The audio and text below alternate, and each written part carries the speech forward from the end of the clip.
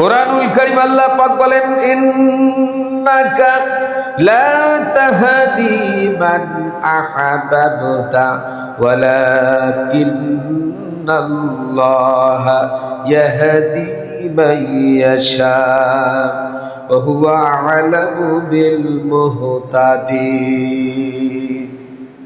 আল্লাহ পাক বলেন, মুহাম্মদ মন খারাপ করো না, তুমি শুধু না, দুনিয়াতে যত নবী রাসূল এসেছেন আমি কোন নবী রাসূলকে হেদায়েতের দায়িত্ব দেই নাই। হেদায়েতের দায়িত্ব আমি আল্লাহ রাব্বুল আলামিন আমার নিজেরও। সুবহানাল্লাহ।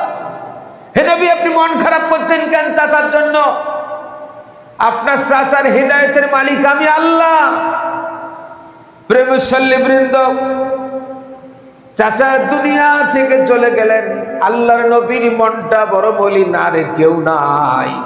আল্লাহর নবী বড় অসহায় হয়ে গেলেন। আল্লাহর নবী চিন্তা করলেন, চাচা তো আর হেদায়েত নসিব হলো না, জাহান্নামী হয়ে গেলেন।